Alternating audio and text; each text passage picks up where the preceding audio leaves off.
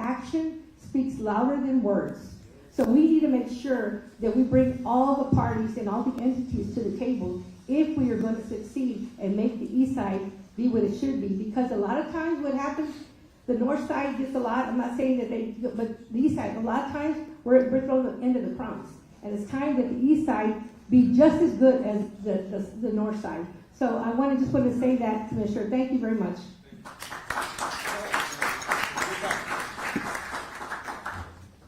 Good morning. Thank you. Thank you, Commissioner Calvert, for hosting this. My name is Dr. Eva Mason. I grew up 2500 block of Houston Street.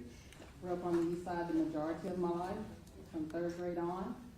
When the Prospect Center was originally built, we had a forum like this. They wanted community input to do to Houston Street so that there was no parking, and people that had small driveways were now parking across their lawns, which is aesthetically not pleasing to most people. What I did last night, I sat and I said, what would I want to repurpose that Frost Bank Center to? Because unfortunately, we know the Spurs are moving. They're not going to be like the LA Clippers owner who financed the building of a new arena in Inglewood and helped to furnish it by doing a 23-year lease for the name rights. That's what I'm trying to say. The name rights to the stadium that they built for the LA Clippers. They did not use taxpayer money. They did not use hotel revenue money, rental car tax. The owner financed that. Our Spurs are worth $3.8 billion with the B dollars. We as a county have already spent $75 million refurbishing the Frost Bank Center. I have a lot of them, but time does not permit. I'm gonna appoint a person for, I want you to be able to put those out, because I want to hear that, I need to hear that, what we're negotiating for. Well, first of all, I was looking at arenas that have been refurbished. There was one, I can't remember where it was. They stripped the bottom part down to the skeleton. They had all these beautiful windows, and inside they had a park. They had a water theme in there. Up top, they had lofts, studio apartments, 1 bedroom, 2 bedroom, senior living. I like that. My thought was college student living, because I just helped this niece move to a studio, but she has to be on the northeast side because there's nothing here. She goes to St. Louis. So the office spaces, restaurants, they had beautiful restaurants in this venue I was looking at. They had sidewalk cafes. This is all indoors inside the old arena. The concourse was made into a running track. They kept some of the facade to maintain the historical aspect of that arena.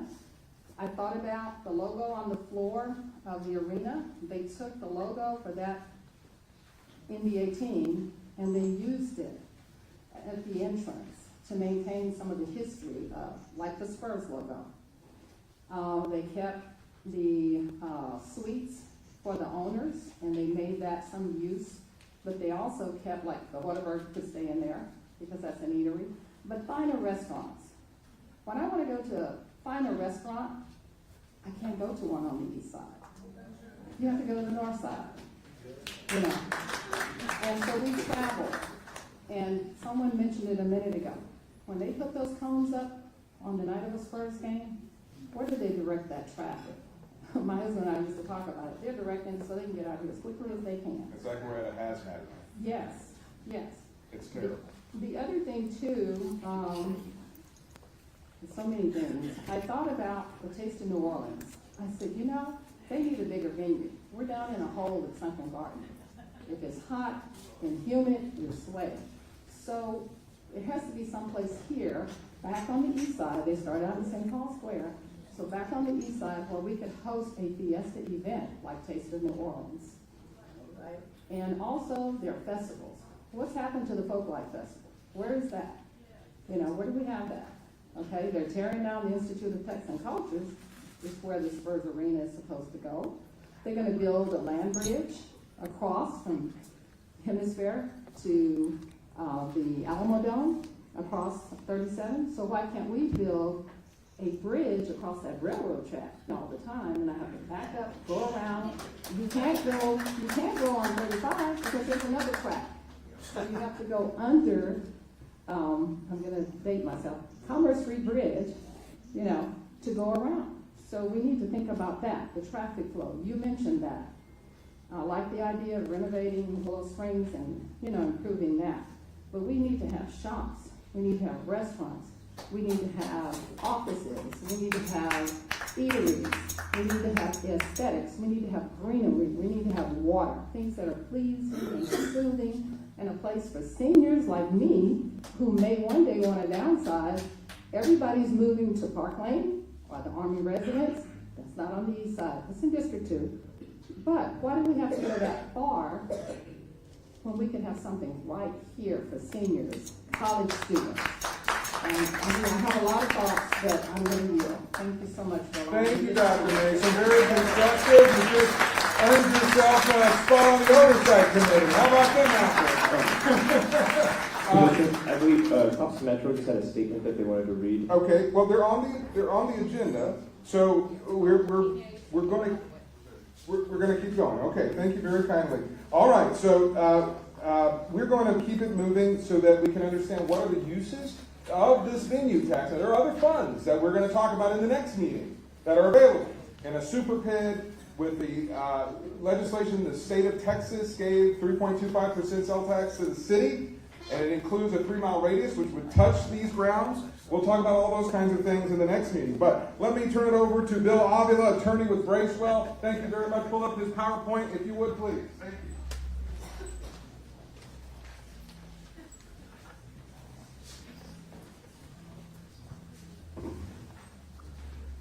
Good morning. As Commissioner Calvert said, my name is Bill Avila. I'm an attorney at Bracewell. And just for the record, I was born and raised in San Antonio and wound up under a desegregation order from the Justice Department going to Breckenridge High School. And it's like the best thing that happened in my life. And so I've been out here running around since at least high school. And C.C. Calvert and I were on the football team at Breckenridge. That's my claim to fame on these sides. In my other relationship out here, Odie Davis, whose father ran the YMCA, and I were best friends, and we met at Breckenridge, and we hang out together, and we still talk together, and I'm the godfather of his daughter's pediatrician in Atlanta. But all of that aside, after Breckenridge, I went to Notre Dame and stayed there for 6 years, and then went to George Washington for law school, and then came home to practice law. And Henry C. Snells had just gotten elected mayor, and Jay Macon hired me in the city attorney's office, and that's how I got into public law and municipal bonds and handling bond collections, governmental projects. So that's kind of like the background of where I'm from and why I'm here. And I appreciate the commissioner inviting me to talk about this. The firm I'm at, we're the bond attorneys for the county, so we represent the county when it's going to borrow money through a bond issue or other, like certificates of obligation and other forms of debt to finance county facilities. And one of the types of projects is the venue project. And just a little bit of background, the first project in the state that was financed with the sales tax was the Alamo Dome. And that was, Henry C. Snells came up with a plan to work with the Via Transit Authority to design and build a regional economic development facility that would be countywide within Via's transportation districts. And that allowed for basically a countywide sales tax.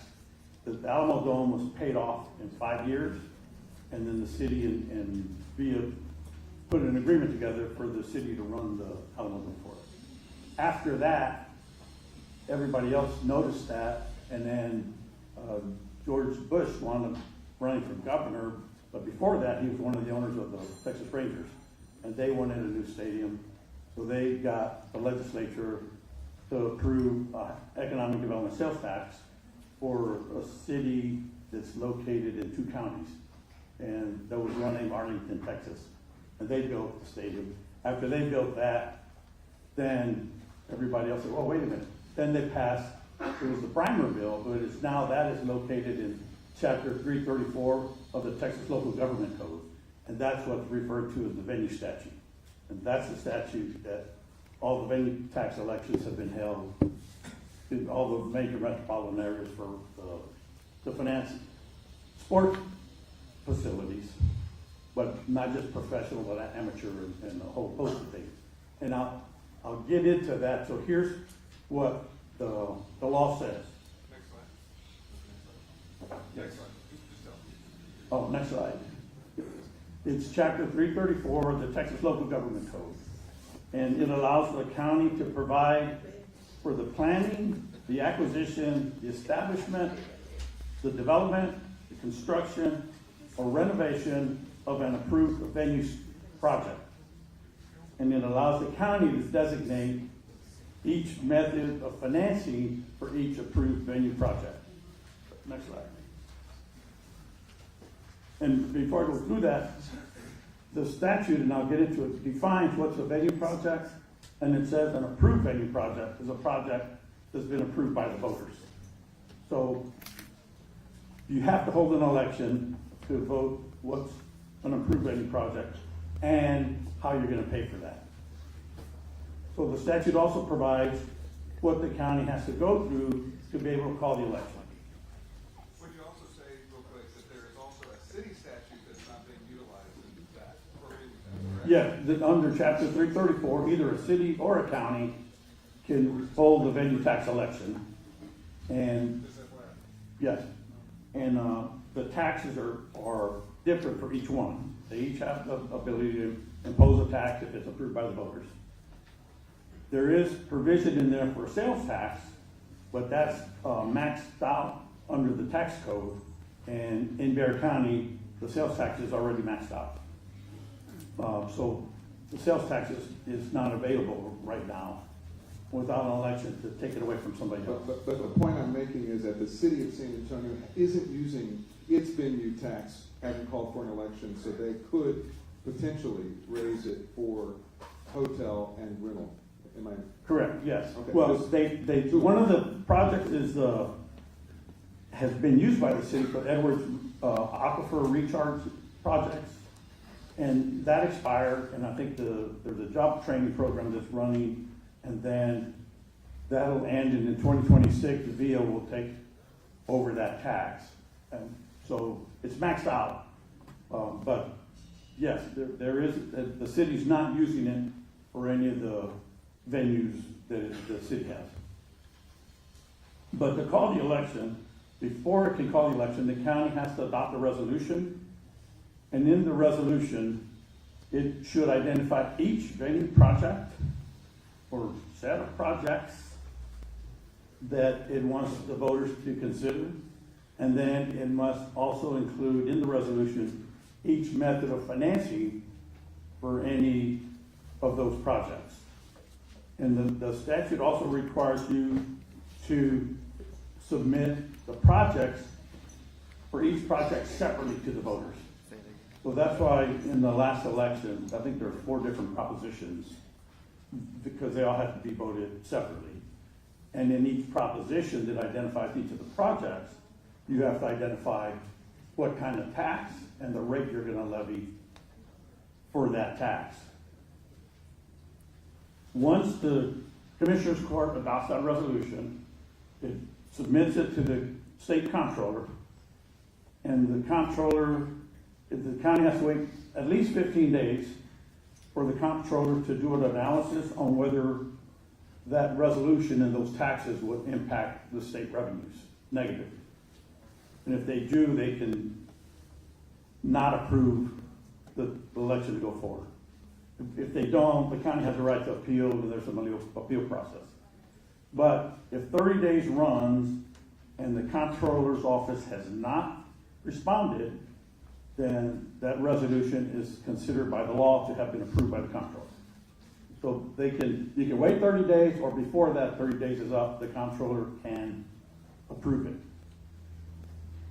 After you get that, then the county can call the election. Part of what's going on time is the election can only be held on a uniform election date. So that's either in May, then the May election or the November election. And the deadline in 2025 to call for a May election was February 14th. So the court had to consider a resolution, pass it, send it to the comptroller, and wait 30 days before it could call the election. And so that didn't happen, it's too late, and so the election will not happen in May. But that gives you time to see how the county wants to consider using the statute and those taxes to identify what are the approved venue projects it would like to submit to the voters.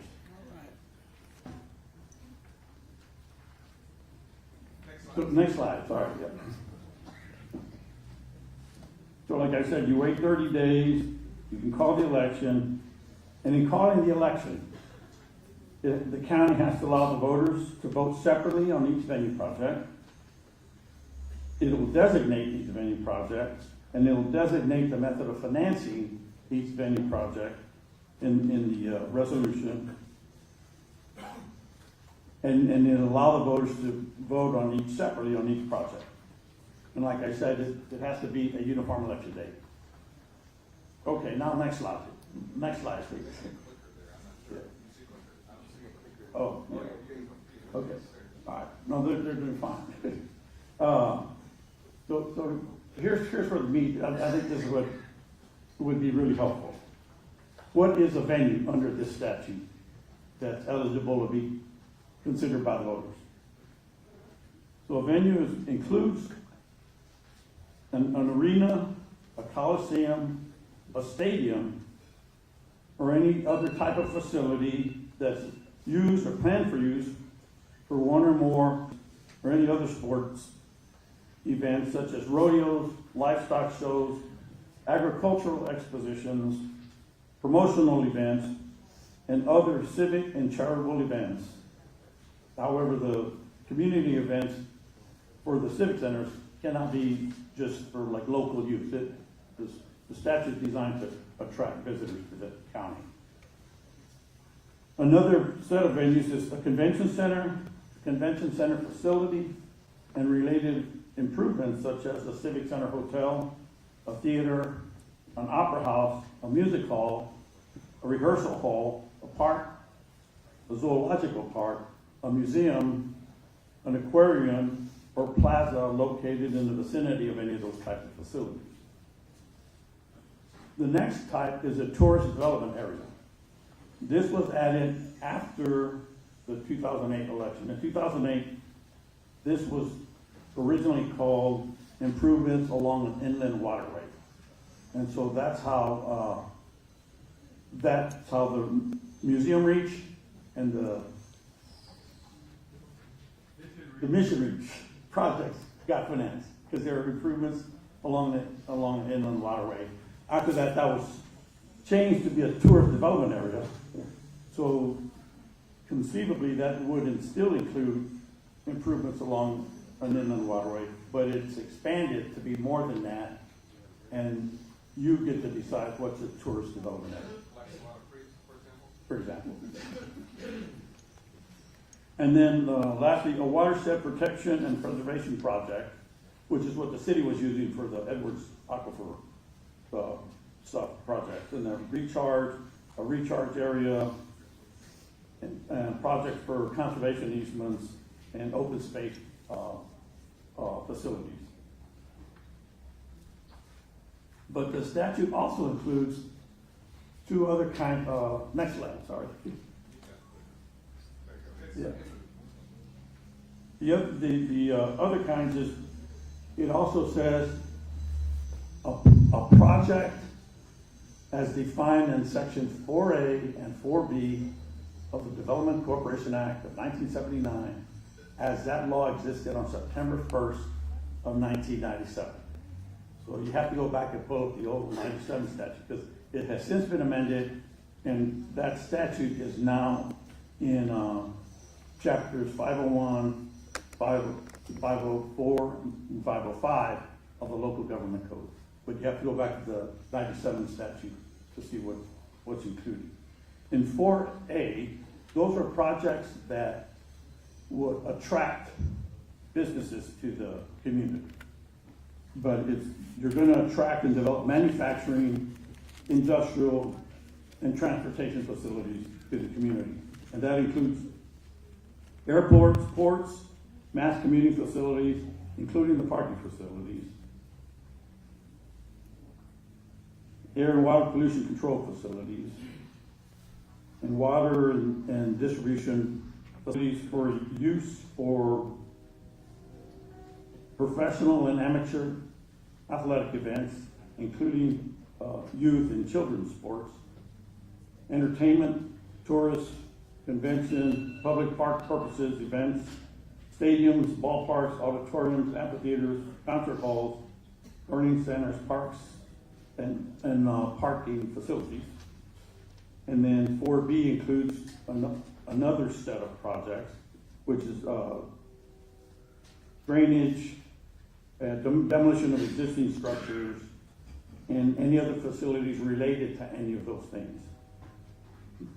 The statute, okay, the next slide. Oh. The next slide is, the statute allows for related infrastructure. And so related infrastructure, so it's the infrastructure related to any of those types of projects that I mentioned before. But that would include stores, restaurants, on-site hotels, concessions, parking, transportation facilities, road, street, water and sewer facilities, a park, other on-site and off-site facilities related to or enhancing the value of any of those facilities, and environmental remediation. So that's like the range of projects that you can contemplate that should be used by the venue tax program. Very good. Great job. Thank you so much. Representative, you want to have a comment or question or something? And then we're going back to the participants, and then we're going to Cops Metro, and then we're opening up for the participants. All right, good morning, everybody. Good morning. I need to hear a little bit louder. Good morning. All right, okay. First, I want to start by saying this is a time to celebrate. You know, one of the things I want us to really embellish is that change is good, okay? And I know, you know, we love our beloved Spurs, but what they're doing is what urban communities are doing across the country. And that is creating the sports and entertainment districts. So that's not a negative, that's a positive. Because we're moving into that next century of how the models across the country are working. But guess what? It opens a great opportunity for us here on the east side. So when we think about our footprint, I always want to share the positive things about the east side, because it is so important. Think about the accessibility in terms of freeways. Think about the land space on the arena site, this site, the golf course, Coca-Cola, the River East Project, all of those things. How we can begin to reimagine these areas in such a positive manner. But we have to be realistic. We have to understand the timeline is involved. This is going to take time. We're talking here today, but I don't see anything really happening for 3 to 5 years. Really seeing some efforts come out of the ground. So this commitment today is a long-term commitment, not just thinking, oh, next year we're going to see something. I want us to be realistic. It's still in the planning stages. We're still in the idea of how things are going to happen and the roles everybody's going to play. So I want to share with y'all today the state's role and why this is so important. You heard about all the statutes. You heard about the 4A and the 4B and all of that. Those things, not only through the local government code, but also through our state legislature. Our role is to develop those financing tools, those opportunities to be able to make some of these things happen. Also, I pledge today that I'm going to stay connected to what we need to do from our state budget commissioner to be able to get some money down here. that they can help the project. You know, our Lieutenant Gov has put in $450 million into the Alamo Dome. And so, I'm not the Alamo Dome, I'm sorry, the Alamo, which we all need. Because when we think of the Alamo right now, we see one building crumbling and it needs some help. So think about $450 million being put into that footprint, buying up about 6 blocks, and really the vision is to recreate the original footprint, the original fort footprint. So again, I want us to celebrate the things that we're going to have. Being realistic on the timeline. Nothing will come out of the ground until what? Some years, right? Okay. Also, to look at our long-term sustainability, how we as a community can benefit and also sustain it over time. Because we don't want another Astrodome. That building becomes vacant and nothing is happening. But also being realistic, we have to talk about what we need to do, our role as a community in terms of building the capacity to be able to do the things we've talked about. Without capacity, it can't happen. What do I mean when I say capacity? Well, folks want contracting opportunity. If we don't have the capacity now, what do we need to do? Start developing and identifying that capacity and maybe partnering with other people to make sure that we have capacity to take advantage of some of these contracting opportunities. Building capacity. Open up a restaurant is one thing. Sustain it and maintain it is something different. Okay? So let's be realistic.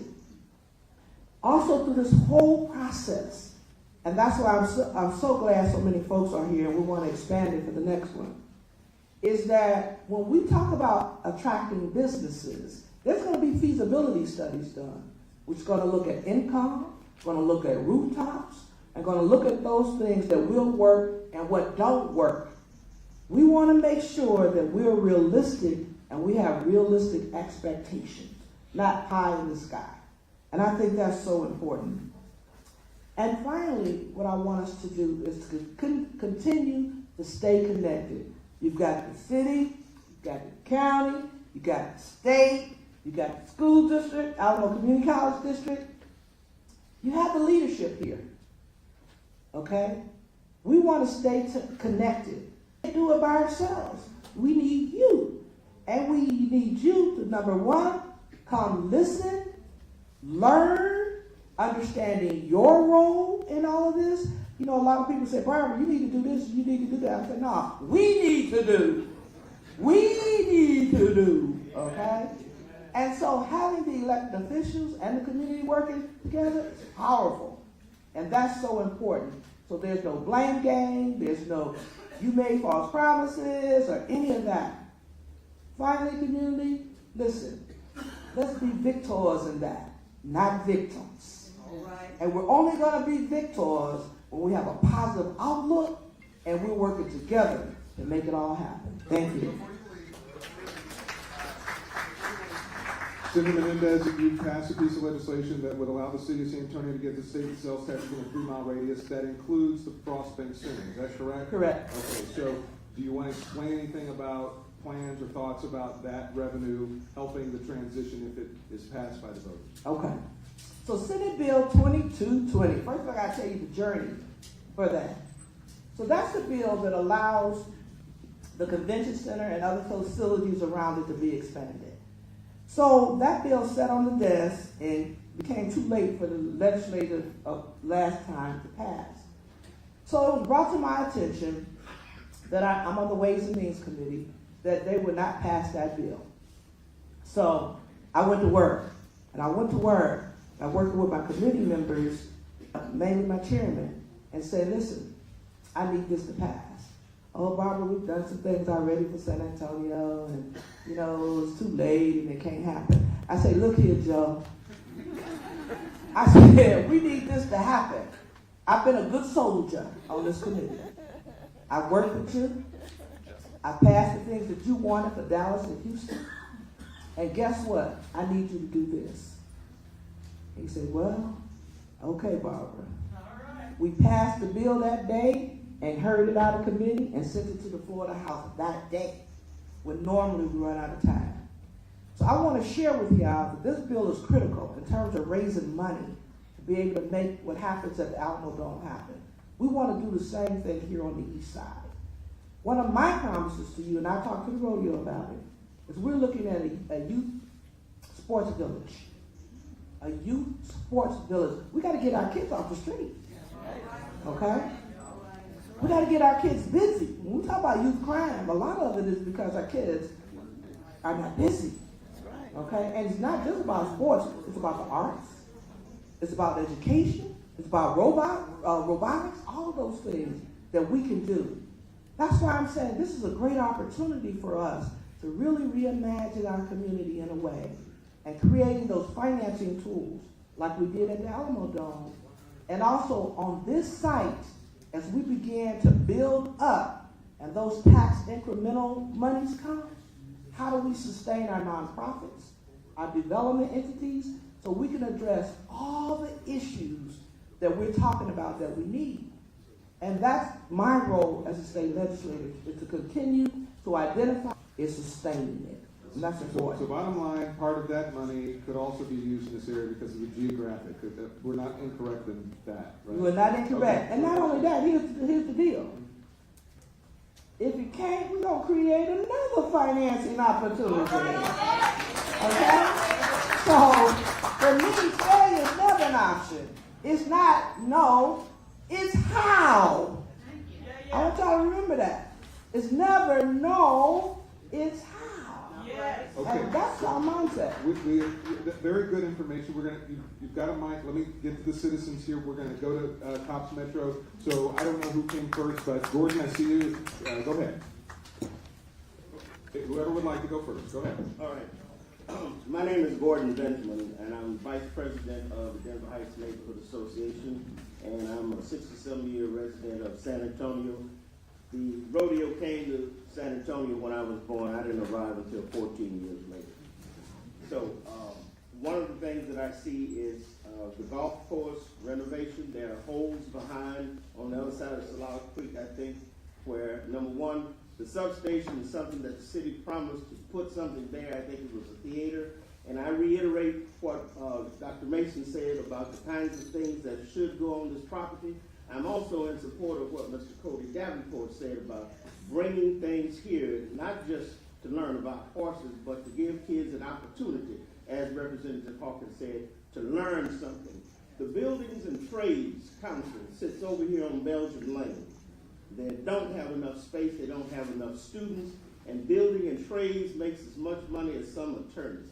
So therefore, if you get kids at the age 14, 15, and 16 and put them in an entity where they can identify with the benefit of obtaining these types of skills, then you have a future that they can look at, and it becomes brighter and brighter as they go along.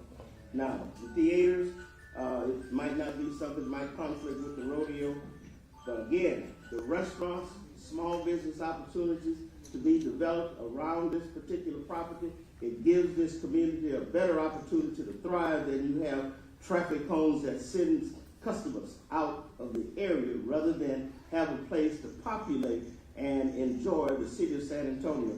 And as Cody said, if they can do it in Fort Worth, we damn sure can do it in San Antonio. We'll look to have the sheriff and the chief of police come and talk about the traffic cones in the next meeting. Go ahead. I can't see because it's lights. Good morning. I'm Doreen Abrams. So I hope that I am following the proper protocol. I was listening to Ms. Hawkins, and I was listening to Mr. Calvert. Everything y'all says makes sense. One of the things that Ms. Hawkins said, the connection. We have to pull it together. I can't grab Mr. Calvert's hand and pull him away that he doesn't want to go.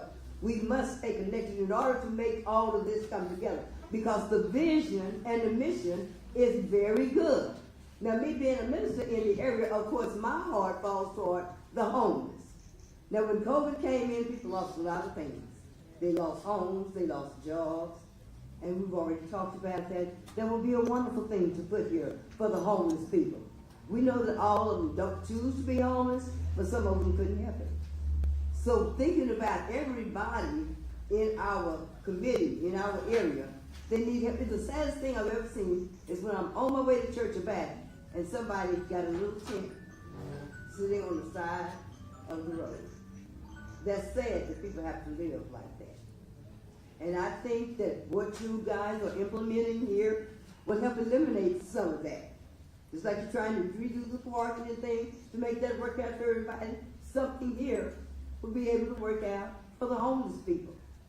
So I think that is a good project, a good mission, and a good vision to have. And I have great-grandchildren. And you were talking about the schools. Okay, now that the schools are closing, my great-grandchildren have to go somewhere else. Okay, but if we get everything refurbished, as Mr. Hawkins said, then they can be back in their schools. This is our community. Like Ms. Hawkins said, we got to take control. We have to stay connected. And prayer helps the connection stay together. We can't make a connection without that. You did a great job. Tommy's got it. I think you're going out of country, so I'm going to give him a quick minute, and then we'll get into the Cops Metro. Thank you so much, Tommy, for Yes, coming. thank you so much, Commissioner. So my name is Tommy Hermy. I wanted to just talk briefly about the venue tax and how my organization has benefited from this wonderful community program. So I run a fencing club out of the UIW Fencing Center. So this is a purpose-built facility for fencing. It's one of the nicest in the country. We were able to secure funding from the county and the city about 10 years ago, and it was also matched by the University of Incarnate Word. This enabled Incarnate Word to bring in a varsity fencing team. This is one of the first new programs in the country for NCAA fencing. So we have a Division I fencing team in San Antonio. I don't know if anyone knew that. I operate adjacent to them. So I run a club, and we cater to fencers from ages 4 years old to 74 years old or older. We use the facility every night. There's actually a practice happening right now. My fencers are training. They go to national tournaments. I recently had a fencer place top 8 nationally in the 17 and under division. One of our fencers just got accepted to Duke University. So we're helping people in the community quite a bit. We run tournaments, and we're actually hoping to run a larger regional tournament at the Expo Hall here. So it's trying to tie it all together, and we hope that we can secure that venue tax for the future, expand the facility, and expand for bigger facilities that we can attract bigger regional and national events. Tommy, weren't you an Olympian or something like that? My dad was an Olympian. Your dad was an Olympian. All right, there we go. A lot of history. Okay. All right. We are going to come back to participants, and we won't do any more presentations. So the Cops Metro Alliance leaders are in the house, Rena Oden and Sonia Rodriguez. I would ask them to come, and they have some presentation, and then we'll just open it up, and we'll be here until 1 o'clock. Thank you all so much for coming. Cops Metro, give them a round. I am Darius Lamel, Cops Metro leader. That is Communities Organizing for Public Service in Metro's Alliance. I am a member of St. Paul United Methodist on the East Side, and I am the CEO of Illustrate Records. The East Side has become the home of gentrification and food deserts. I don't see no hospitals, no healthcare facilities, and no economic opportunities. Why are we building a new Spurs stadium? We've heard this story many times before.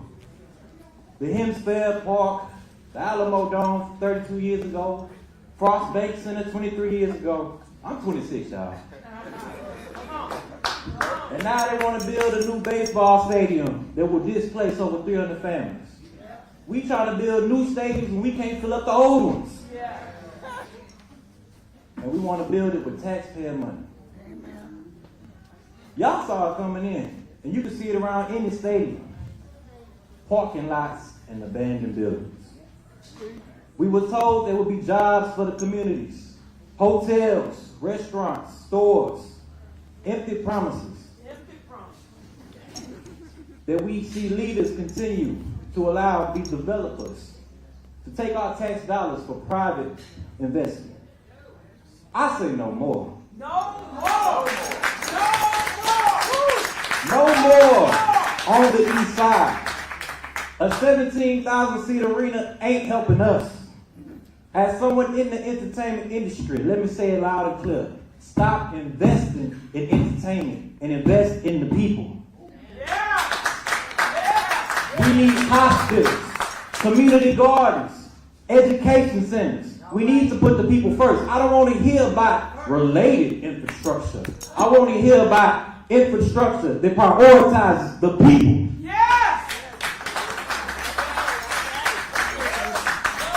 Thank you, Mr. Lamel. And I am Stuart Blanton, Cops Metro leader and member of Greater Joy Temple Church of God in Christ. And I am the board chair for Ella Austin Community Center on the East Side, a 127-year legacy still in the making. On December the 8th, Cops Metro last year brought 1,200 people together at St. Mary's University for an action that had a lot of the community and city council and county and state representatives there. To make a stance, against Project Marble and the use of any public funds for private developers.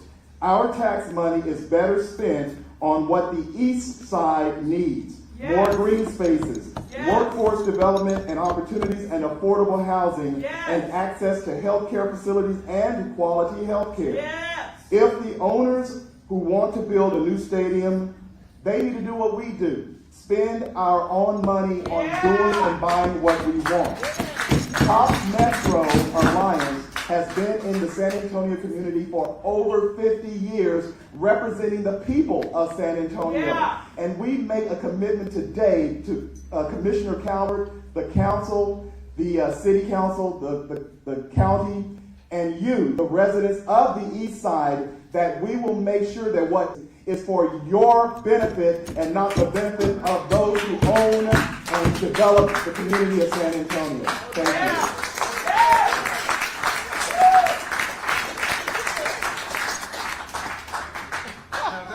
Call a real town hall, ain't it? All right.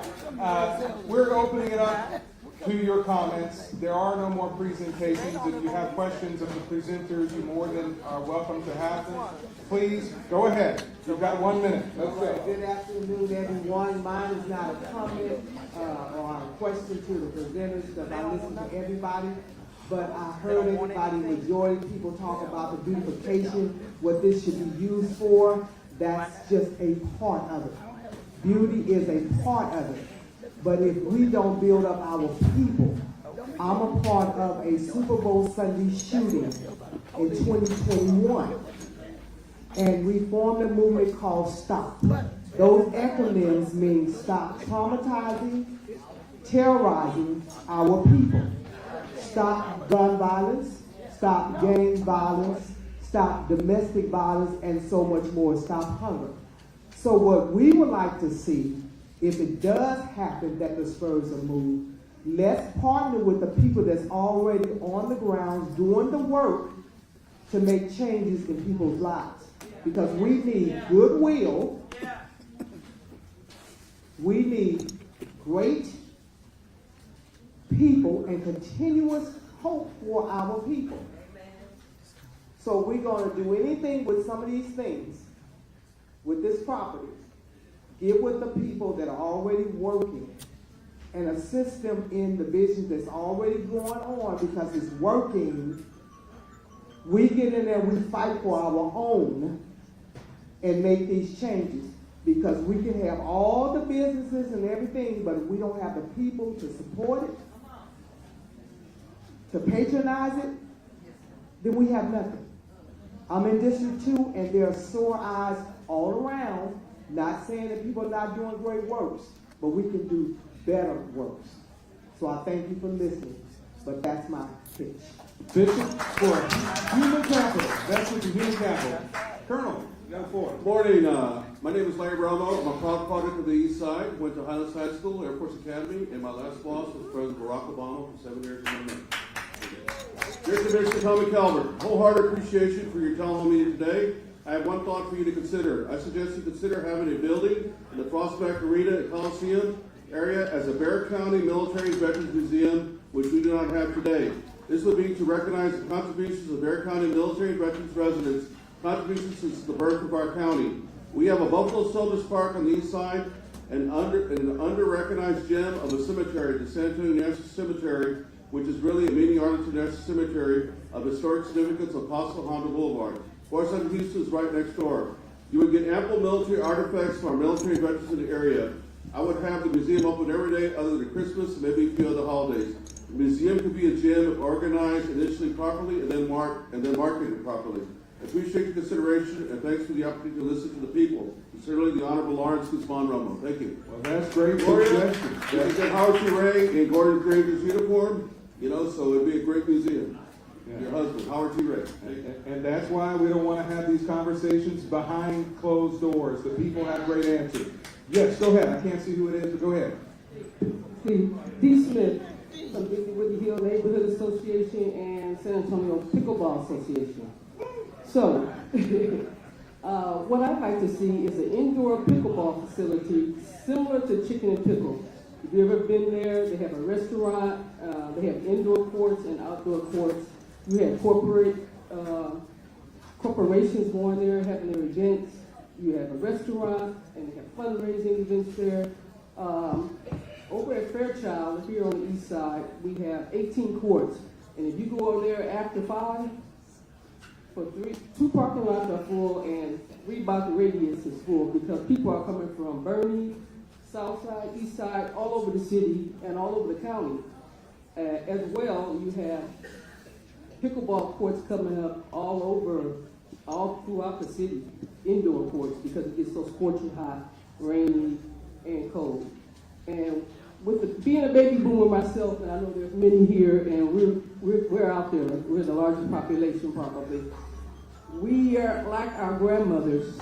We're active, so we want to get out there and exercise. So we need to. That's one of my missions, to get more of us involved because we're way behind the curve. It's the fastest growing sport in the country. So we need it on the east side, so we'll get some more folks involved. Thank you, Dee. I just realized that I hadn't let you all know we do have our Public Works Director is also here, so that's a good engineering mind, and Dave Wegman, one of our chiefs over there, is also here from Public Works, so those are good minds to help put these ideas into plans. Thank you. Go ahead. Richard. Commissioner Richard Gonzalez, I'm the National Vice Commander for American GI Forum. Thank you for having this town hall meeting. I think 2 minutes is not sufficient enough time to go into all the points that I wanted to address. But I wanted to make sure that you all know that this is Military City, USA. All right. So the point that I wanted to make is that thank you for slowing down this process. I know that there was a big rush to get this before the taxpayers got all the information. I don't know how much money we're talking about. We were talking about billions of dollars or millions of dollars. I really don't know. But thank you for making that point. You and the judge deserve a lot of credit for making that happen. But anyway, I've been a season ticket. Hold on 1 second. We're being disrespectful by having these sidebar conversations. Please give everyone the respect to be heard. We don't want to start a new meeting. If you've got a conversation that's going to be active, please take it to the back of the room so that you can have that conversation in a whispered voice. But let's give the respect to everyone so that all of us can hear who's speaking, okay? Thank you very much. And Richard, I will give you some extended time, but let's just try to bullet. Thank you very much. I just want to say that I have been a season ticket holder for Spurs for 7 years, also a season ticket holder for the rodeo. I think it brings a lot of people here to San Antonio. So I was one of the original voters of the Alamo Dome. I was voted for this facility to be built here. But I think that, now I think it's time for the Spurs to ante up.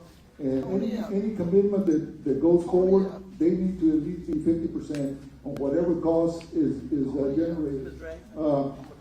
I think, well, at least 50% because they've been getting a free ride most of the time. One of the things that I would also agree with Larry Romo. He was a former national commander for the American GI Forum. I think that we also need a Veterans Business Park here in the Willow Springs. I'm a golfer. I really don't support taking away Willow Springs because I think it brings a lot of people out here to this area. But I think that a business park for all the veteran organizations would be a key development in this area.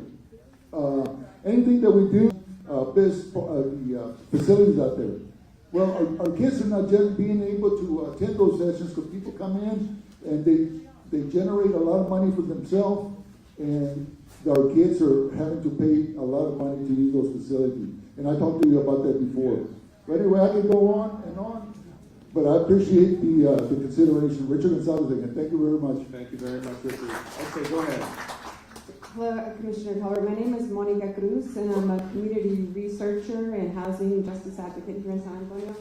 I just wanted to take a moment also to recognize the work and the research that some of our journalists in the city have done around San Antonio Express News, as well as Sunday, Molly Smith from Express News did a whole, on the front page, talked about all the research, and I'm just going to quote a couple of things. Decades of research, however, have shown that public funding for new football